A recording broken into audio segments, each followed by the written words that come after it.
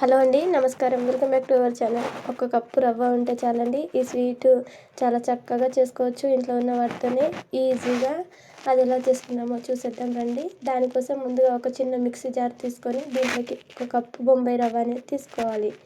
ఈ బొంబాయి రవ్వ మంచిగా గ్రైండ్ చేసుకొని ఇది పక్కన పెట్టేసుకొని తర్వాత స్టవ్ ఆన్ చేసుకొని దీనిపైన ఒక ప్యాన్ పెట్టుకొని దీంట్లోకి 1 టీ స్పూన్ నెయ్యి అనేది వేసుకోవాలి. ఈ నెయ్యి కొంచెం వేడైన తర్వాత మనం మిక్సీ పట్టి పెట్టుకున్న ఈ రవ్వ అనేది దీంట్లోకి వేసుకోవాలి. ఈ రవ్వ వేసుకొని ఇది మొత్తం కలిసేటట్లు ఇలా కలుపుకోవాలి. ముందుగా చిన్న రిక్వెస్ట్ అండి, మన ఛానల్ ఎవరైనా ఫస్ట్ టైం చూస్తే సబ్స్క్రైబ్ చేసుకోండి. వీడియో నచ్చితే లైక్ చేయండి, కామెంట్ చేయండి, మీ ఫ్రెండ్స్ అండ్ ఫ్యామిలీకి షేర్ చేయండి. ఈ రవ్వ మొత్తం మంచిగా నేతిలో వేయించాలి.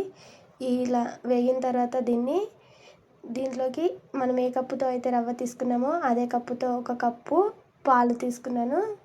ఇది పాలు దీంట్లోకి వేసుకున్న తర్వాత ఇది మొత్తం ఇలా కలిసేటట్లు కలుపుకోవాలి. ఇలా స్లోగా మీడియం ఫ్లేమ్లోనే పెట్టుకోవాలి. హై ఫ్లేమ్లో అయితే ఇంకా తొందరగా దగ్గరికి వచ్చేస్తుంది. చూడండి, మనం కలుపుతుండగానే ఇది దగ్గరికి గట్టి పడుతుంది. ఇలా స్లోగా నెమ్మదిగా కలుపుకోవాలి, ఉండలు కట్టకుండా చూసుకోవాలి. ఇలా మొత్తాన్ని ఇలా కలిపేసుకొని దీన్ని మొత్తం దగ్గరికి వచ్చేంత చూసుకోవాలి. ఇది మంచిగా దగ్గరికి వచ్చిన తర్వాత ఇదే ఫ్యాన్ నుండి సపరేట్ అయిపోతుంది. మంచిగా మనము ఎక్కువగా కష్టపడే పని లేదు, ఈజీగా ఇంట్లో ఉన్న వాటితోనే అయిపోతుంది. మంచి రెసిపీ అండి, చిన్నవాళ్ళ నుంచి పెద్దవాళ్ళ వరకు ఎవరైనా ఇష్టంగా తింటారు. చూడండి, ఇది ఇలా వచ్చేసింది కదా, ఇది ప్యాన్ నుండి ఇలా సపరేట్ అయిపోతుంది. అప్పుడు దీన్ని స్టవ్ ఆఫ్ చేసుకోవాలి. మనకు చేతికి వేడి తగిలేంత ఉంచుకోవాలి. కొంచెం వేడి తగ్గిన తర్వాత దీంట్లోకి 1 టీ స్పూన్ నెయ్యి అనేది పైనుంచి వేసుకొని దీన్ని ఇలా మనము చపాతీ పిండి ఎలా కలుపుకుంటామో అలా కలుపుకోవాలి. కొంచెం ఇలా వేడి తగిలింది తర్వాత దీన్ని ఒక 2 మినిట్స్ ఆగి మళ్ళీ దీన్ని చపాతీ పిండిలాగా కలుపుకున్నాను. ఇది ఎంత పిండి బాగా కలుపుకుంటేనే అంత బాగా వస్తాయండి. ఎందుకంటే లేదంటే ఆ స్వీట్ పైన ఇలా క్రాకర్స్ లాగా వస్తాయి. అలా రావద్దు అంటే ఈ పిండి బాగా కలుపుకోవాలి. చూడండి, చూస్తేనే అర్థమైపోతుంది కదా ఇలా ఎంత స్మూత్గా అయిపోయిందో ఈ పిండి అనేది. ఇలా కలిపేసుకొని దీన్ని ఇలా చిన్న చిన్నగా తీసుకొని ఇలా ఉండల్లాగా చుట్టుకోవాలి. ఇలా ఉండల్లా చుట్టుకొని దీన్ని ఇలా మధ్యలోకి పెట్టి ఇలా ప్రెస్ చేసుకోవాలి. ఇలా రౌండ్గా వస్తుంది కదా, ఇలా చిన్న చిన్న బిల్లల్లాగా. దీనిపైన ఇలా ఎలాంటి క్రాకర్స్ రాకుండా నెమ్మదిగా ఒత్తుకోవాలి. అలానే నేను ఇంకోటి కూడా చేసుకున్నాను. చూడండి, ఫస్ట్ కొద్దిగా ఇట్లా క్రాకర్ లాగా వచ్చినా దానిపైన ఇట్లా గీతల్లాగా వచ్చినా కానీ సెకండ్ దానిపైన రాలేదు, మంచిగా నీట్గా వచ్చింది. కొంచెం నీట్గా రావాలంటే చిన్న టిప్ అండి, చేతికి నెయ్యి అప్లై చేసుకొని చేసుకుంటే బాగుంటుంది. నెయ్యి తినని వాళ్ళు కొద్దిగా ఆయిల్ కూడా వేసుకోవచ్చు. తర్వాత అవన్నీ ఒక గిన్నెలోకి తీసుకొని పక్కన పెట్టేసుకోవాలి. స్వీట్ ఎక్కువగా తినే వాళ్ళైతే 1 కప్పు పంచదార తీసుకోవాలి, లేదంటే నేను 1/2 కప్పుకి తీసుకున్నాను. ఇది ఒక గిన్నె తీసుకొని దాంట్లోకి ఈ 1/2 కప్పు పంచదార వేసుకొని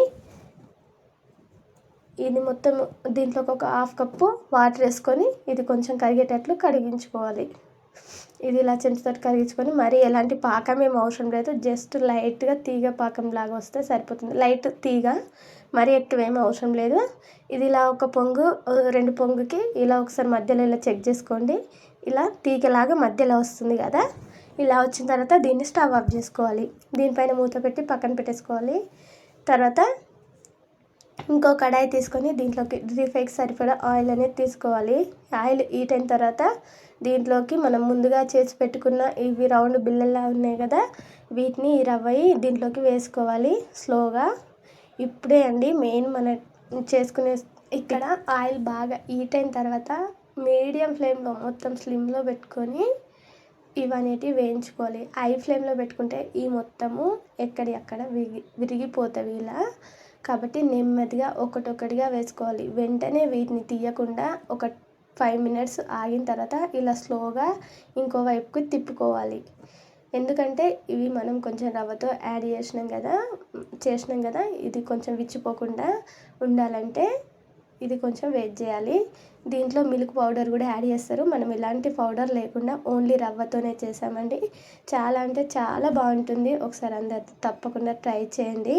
తర్వాత ఇది ఒక మధ్య మధ్యలో చెక్ చేసుకుంటే ఒక 5 మినిట్స్కి 10 మినిట్స్కి చూసుకోవాలి. చూడండి ఇలా కలర్ చేంజ్ అయిపోతుంది కదా, ఇలా మధ్య మధ్యలో అటు ఇటు తిప్పుకోవాలి. ఇలా చెక్ చేసుకున్న తర్వాత 2 మినిట్స్కి ఇవి మంచి గోల్డ్ కలర్కి వస్తాయి కదా, చూడండి ఇలా మంచి గోల్డ్ కలర్కి వచ్చిన తర్వాత ఇవన్నిటివి ఈ ఆయిల్లో నుండి తీసి మనము పక్కన పెట్టేసుకున్నాం కదా, ఆ పాకంలోకి అనేటివి వేసుకోవాలి. అది గోరువెచ్చగా ఉండాలి పాకం అనేది, మరీ చల్లారనివ్వద్దు. ఈ పాకంలోకి ఇలా వేసేసుకోవాలి.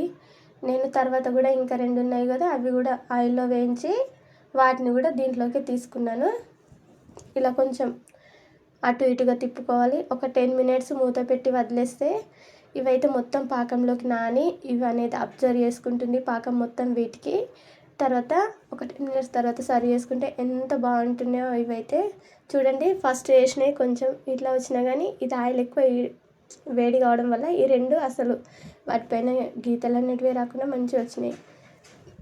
అలా ఆయిల్ ఎక్కువ వేడి చేసుకుంటేనే బాగుంటాయి. చూడండి తర్వాత ఇలా పాకం మొత్తం అబ్జర్వ్ చేసుకుంది కదా, ఇలా అబ్జర్వ్ చేసుకున్న తర్వాత వీటిని ఒక ప్లేట్లోకి తీసుకొని జీడిపప్పు లేదా పిస్తా, కుంకుమ పువ్వు ఏదైనా ఉంటే ఇలా పెట్టేసుకొని తర్వాత తీసుకొని తింటే ఎంతో టేస్టీ అయినా ఈ రవ్వ స్వీట్ రెడీ. ఎలా ఉందో కామెంట్లో చెప్పండి. తప్పకుండా ట్రై చేయండి. మీ ఫ్రెండ్స్ అండ్ ఫ్యామిలీకి షేర్ చేయండి. సబ్స్క్రైబ్ చేసుకోండి.